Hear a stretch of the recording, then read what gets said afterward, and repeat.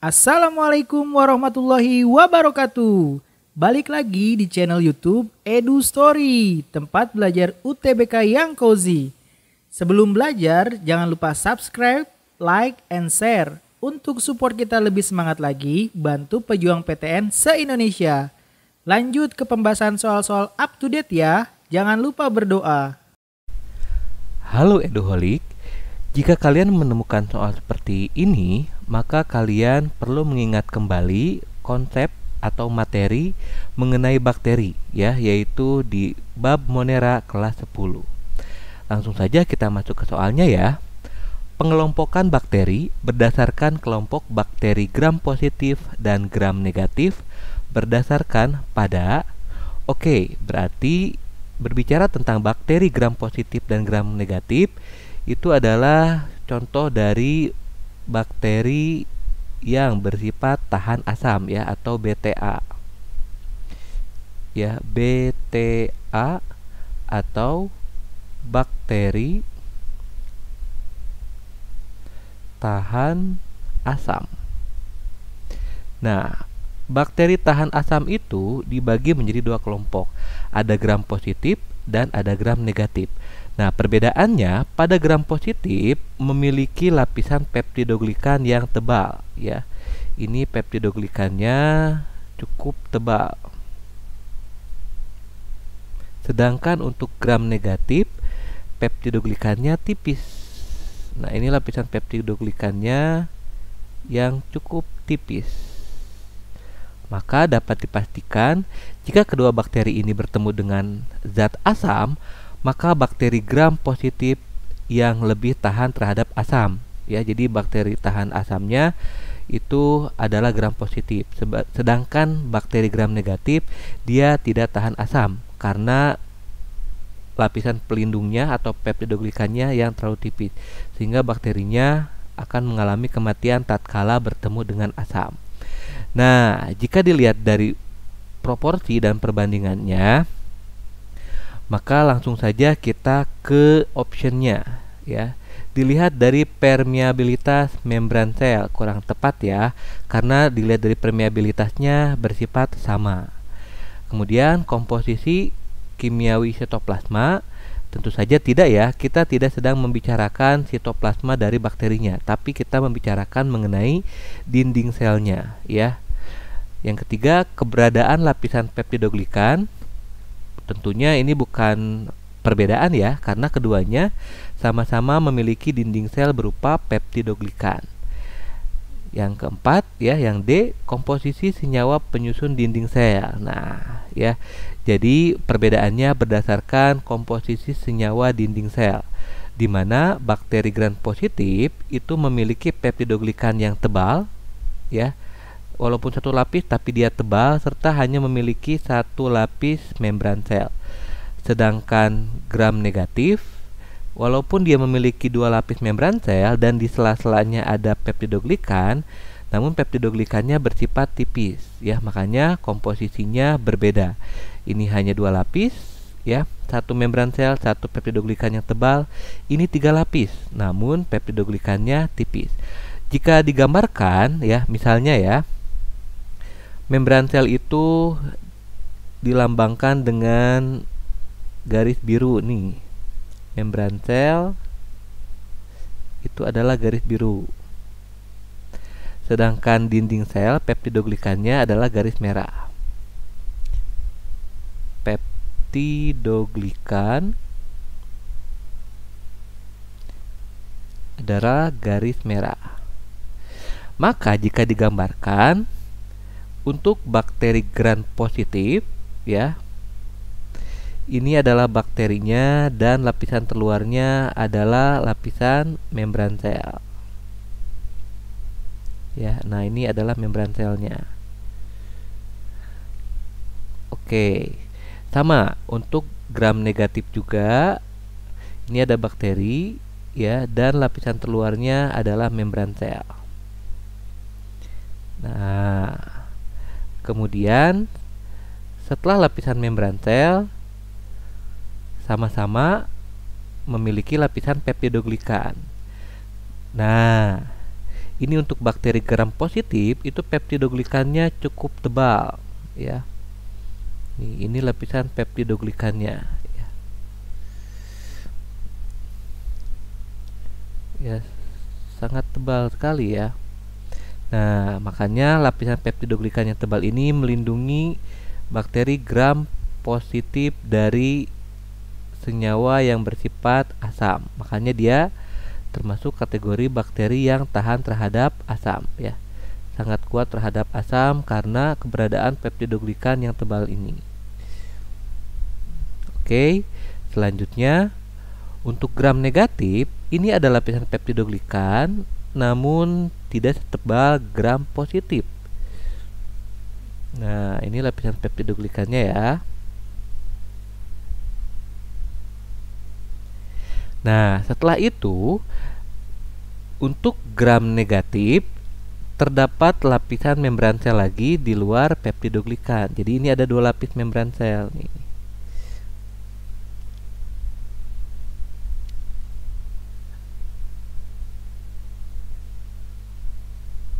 Nah, seperti itu ya.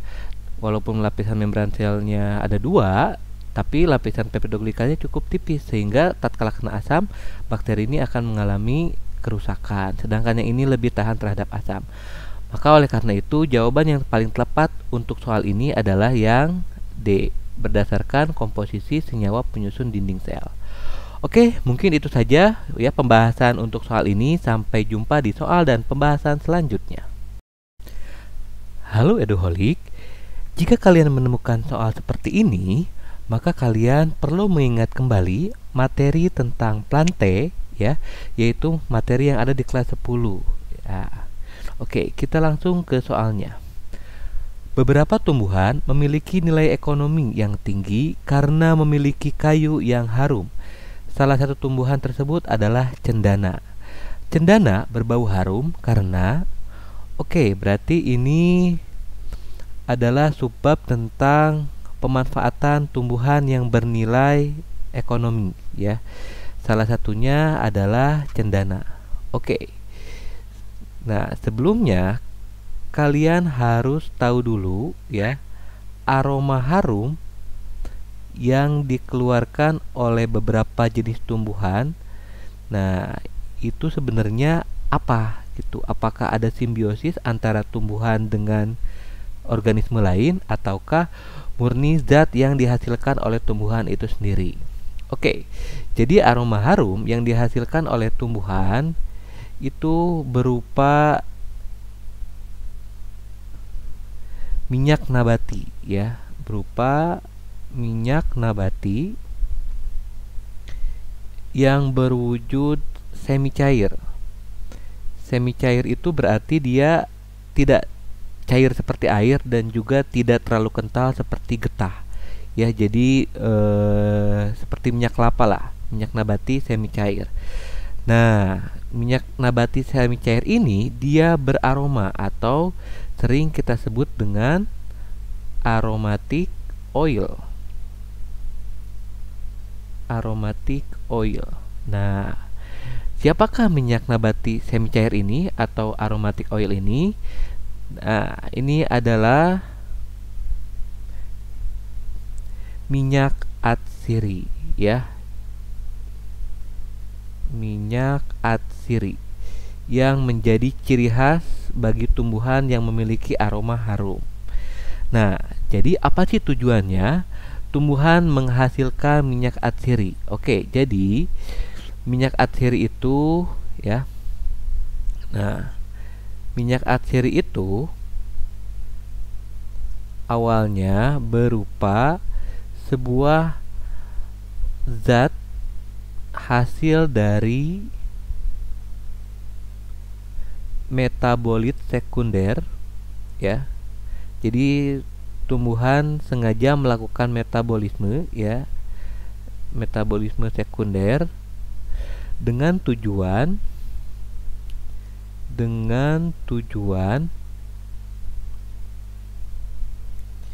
agar tidak dimakan oleh serangga. Nah, awal mulanya seperti itu ya. Mengapa beberapa tumbuhan mengeluarkan aroma harum?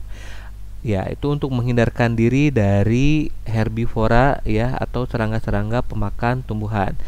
Nah, minyak atsiri ini ya terutama kita temukan seringnya itu di daun.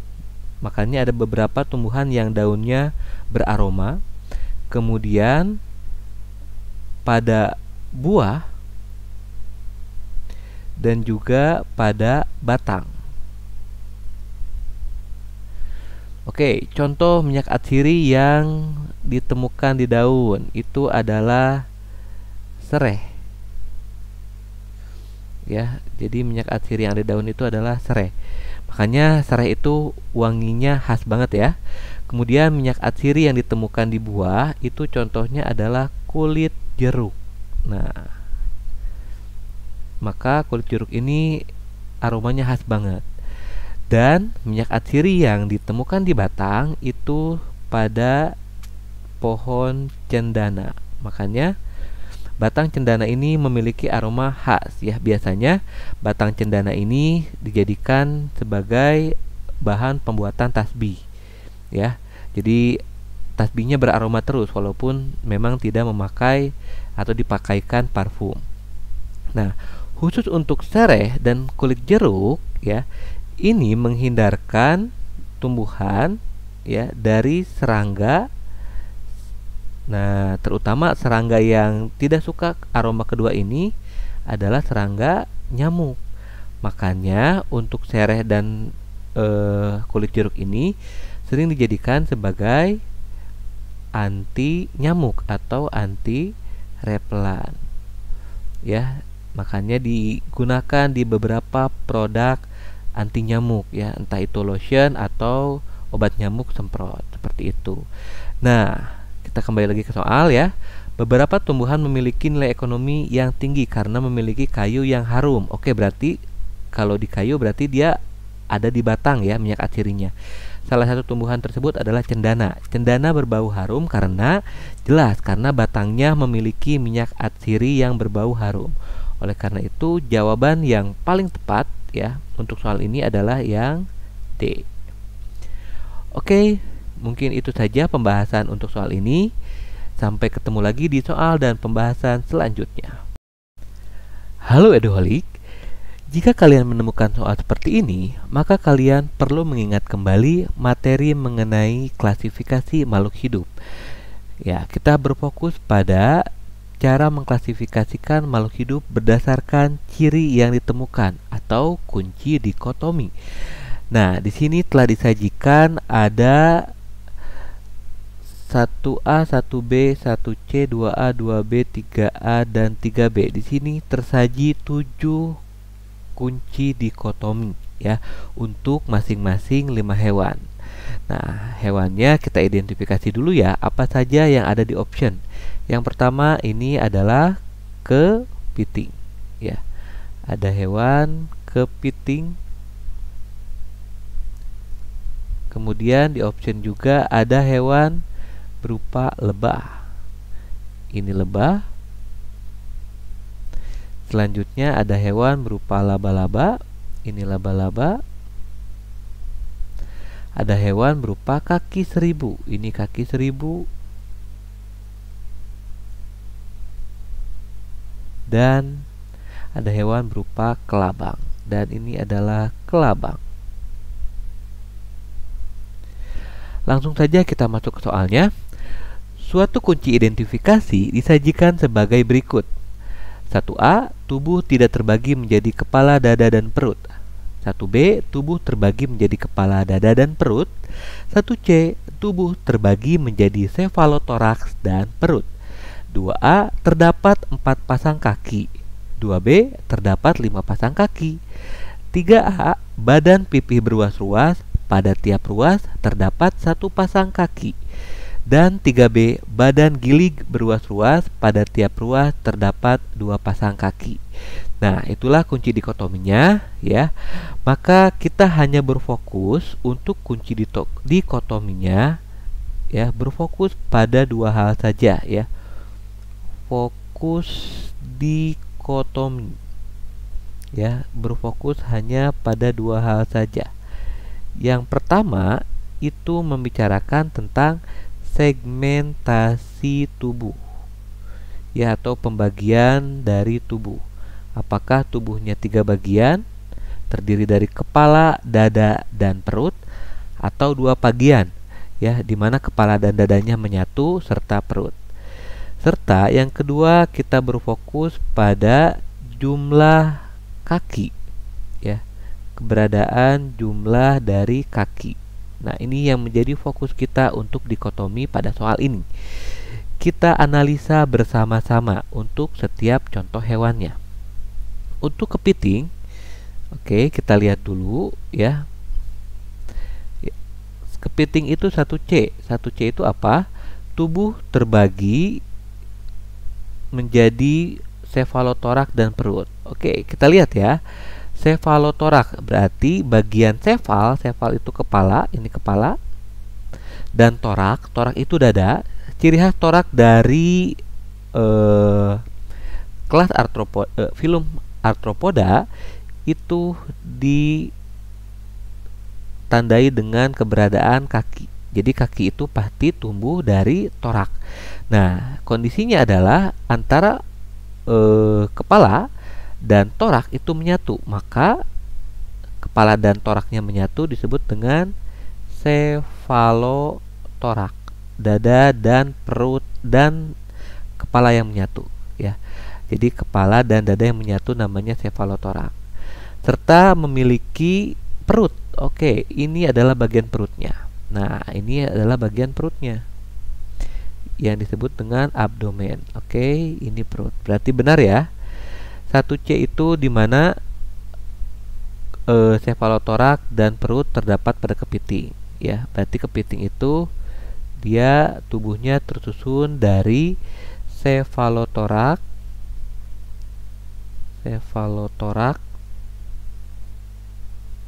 dan perut. Selanjutnya 2A. Ya, 2A itu apa? Terdapat 4 pasang kaki, ya. Kita hitung bersama-sama. Kaki di kepiting itu termasuk capitnya itu dianggap kaki, ya. Berarti ini ada 1, 2, 3, 4, 5. Ya, kepiting itu memiliki 5 pasang kaki. Berarti untuk option yang A itu tidak tepat, ya, karena kepiting punya 5 pasang kaki. 5 pasang kaki. Oke, selanjutnya kita ke option yang B. Kelabang itu 1A. Nah, 1A itu apa? Tubuh tidak terbagi menjadi kepala, dada, dan perut. Oke, ini kelabang. Tubuhnya hanya terbagi atas kepala dan bagian perut, ya. Jadi kelabang itu tidak memiliki dada, ya. Jadi segmentasi tubuhnya hanya memiliki kepala dan perut. Berarti benar ya, tubuh tidak terbagi menjadi kepala dan perut. Oke, kita masuk ke dikotomi selanjutnya. Kelabang itu 3B. 3B, badan pipih beruas-ruas. Pada setiap ruas terdapat 1 pasang kaki. Oke, ini badannya pipih dan beruas-ruas, ya. Dan pada setiap ruas terdapat 1 pasang kaki, ya. Jadi 1 pasang kaki di setiap ruas. Coba lihat ruas yang pertama, ini ada 1 pasang kaki. Di ruas kedua ini ada 1 pasang kaki. Berarti benar ya. Jadi dikotomi untuk jumlah kakinya, dia setiap ruas terdapat 1 pasang kaki, ya, kiri dan kanan. Maka dari sini sudah kita ketahui jawabannya. Jawabannya yang B. Oke, jika sudah ketemu jawabannya, maka kita tidak perlu menganalisa contoh hewan yang lain, ya, karena itu akan wasting time atau membuang waktu. Oke, mungkin seperti itu saja, ya, untuk pembahasan pada soal ini. Sampai berjumpa kembali di soal dan pembahasan selanjutnya. Halo Eduholik, jika kalian menemukan soal seperti ini, maka kalian perlu mengingat kembali materi mengenai sistem indera yang merupakan bagian dari sistem koordinasi di kelas 11. Ya, kita langsung saja ke soalnya ya. Sklera pada bagian anterior mata akan tersambung dengan kita perlu terlebih dahulu mempelajari mengenai anatomi dari mata ya. Anatomi mata. Apa itu anatomi? Anatomi itu adalah ilmu yang mempelajari mengenai organ dalam ya.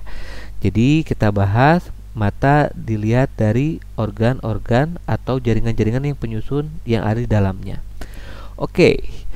Mata kita itu dibagi menjadi dua area, yaitu area yang terlihat oleh kita dari luar. Saat kita bercermin, kita melihat mata kita kan? Nah, itu area yang terlihat itu ya. Nah, berbatasan dengan kelopak mata. Nah, ya. Ini disebut dengan area anterior. Anterior, area yang berhubungan langsung dengan lingkungan yang terlihat oleh kita. Sedangkan bagian mata yang tidak terlihat oleh kita yang ada di bagian dalamnya itu masuk ke area posterior ya. Jadi dengan kata lain, anterior itu area depan dan posterior itu area belakang yang tidak terlihat oleh kita. Nah, selanjutnya kita masuk ke lapisan penyusun bola mata kita ya. Lapisan penyusun bola mata kita itu ada 3 lapis ya. Penyusun mata itu dibagi menjadi 3 lapisan. Lapisan terluar ya, berarti lapisan yang paling luar. Lapisan terluar itu adalah sklera ya, yang ditandai dengan gambar berwarna abu ini, sklera. Lapisan tengah. Nah, lapisan tengah itu adalah lapisan tengah ini yang ditandai dengan warna biru ya. Itu adalah koroid ya. Nah, biru menuju ke merah ya ini ya. Itu adalah koroid. Dan lapisan terdalam, lapisan dalam itu adalah retina. Jadi kalian bisa lihat lapisan terdalam adalah retina yang ditandai dengan warna merah ke bagian oranye ini. Nah, khusus untuk sklera pada bagian posterior ya. Pada bagian anterior, sklera pada bagian anterior itu akan mengalami pencembungan dan tersambung ya dengan suatu struktur pelapis mata yang disebut dengan kornea. Ya, jadi pada bagian depan skleranya akan mencembung membentuk selaput bening yang disebut dengan kornea ya. Jadi sklera pada bagian anterior itu akan membentuk selaput bening yang disebut dengan tadi apa? Kornea. Nah, maka oleh karena itu sklera pada bagian anterior mata akan tersambung dengan kornea. Jadi jawaban yang tepat adalah yang D. Mungkin itu saja pembahasan untuk soal ini. Sampai bertemu kembali di pembahasan selanjutnya. Halo Eduholik. Jika kalian menemukan soal seperti ini, maka kalian perlu memahami konsep mengenai pembentukan buah stroberi. Kita langsung saja ke soalnya. Buah sesungguhnya dari stroberi pada gambar di bawah ditunjukkan huruf. Jadi apakah itu buah ya? Jadi buah itu merupakan adalah hasil fertilisasi ya atau proses pembuahan antara serbuk sari ya. serbuk sari plus ovum, yang mana proses fertilisasi ini terjadi di dalam bagian yang disebut dengan ovulum. Ya, dengan kata lain, ovum itu terdapat di dalam ovulum dan terjadi proses jatuhnya serbuk sari, ya. Jadi nanti serbuk sari itu akan jatuh di kepala putik, kemudian masuk ke tabung putik, masuk ke bagian ovulum dan akan membuahi bagian ovum. Ya, seperti itu. Nah, jadi akan membentuk buah. Oke. Yang namanya buah stroberi itu memiliki banyak ovulum. Dalam satu bunganya terdapat banyak ovulum. Secara logika, jika banyak ovulum, maka banyak juga ovumnya. Jika banyak ovulum, maka di dalamnya terdapat banyak ovum. Nah, jika ovum yang banyak ini ya mengalami fertilisasi dengan serbuk sari yang tentunya banyak juga sekali dihasilkan, itu akan menghasilkan buah yang juga banyak, ya, buah dengan jumlah yang banyak. Karena sejatinya satu serbuk sari membuahi satu ovum itu akan berkembang menjadi satu buah. Berarti banyak ovum dibuahi oleh serbuk sari akan menghasilkan banyak buah. Tapi mengapa dalam satu bunga ini ya hanya menjadi satu buah, ya, yang kita kenal dengan buah stroberi? Lantas di manakah buah yang banyak itu? Oke, buah yang banyak itu ada di dalam stroberi itu sendiri. Jadi seperti ini ceritanya, ya. Buah yang banyak itu kemudian akan berkembang, ya, menjadi kumpulan buah. Namun perkembangan selanjutnya, ya, itu dilakukan oleh tangkai bunga atau kita sebut dengan reseptakel. Reseptakel akan mengalami perkembangan, ya, ke arah bagian atas bunga. Nah, reseptakelnya dia akan berkembang ke bagian atas bunga, ya, dan semua buah yang tadi sudah terbentuk itu akan menempel di reseptakel, ya. Buah yang terbentuk tadi akan menempel di reseptakel, sehingga yang kita sebut dengan buah stroberi itu adalah buah semu, ya.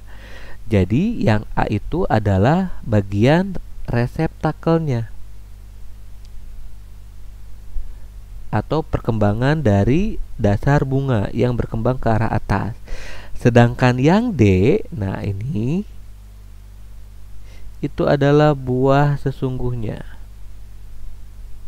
hasil proses fertilisasi antara serbuk sari dan ovum. Itu yang akan menjadi buah sejati, ya. Jadi dapat diibaratkan jika kalian memakan stroberi, sesungguhnya kalian memakan banyak buah stroberi, ya, karena buahnya itu sendiri adalah bintik-bintik di luar ini nih.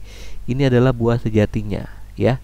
Sedangkan yang berkembang berwarna merah ini adalah bagian tangkai bunga atau reseptakel yang berkembang ke arah atas bunga. Oke, jadi buah sesungguhnya pada stroberi itu ditunjukkan oleh setiap bintik yang menempel di reseptakel, yaitu jawabannya yang D. Oke, mungkin itu saja untuk pembahasan mengenai buah majemuk, ya. Sampai ketemu lagi di pembahasan selanjutnya. Terima kasih sudah nonton full video ini. Tulis saran dan request soal yang kalian ingin bahas di kolom komentar. Salam Eduholik, salam pejuang PTN.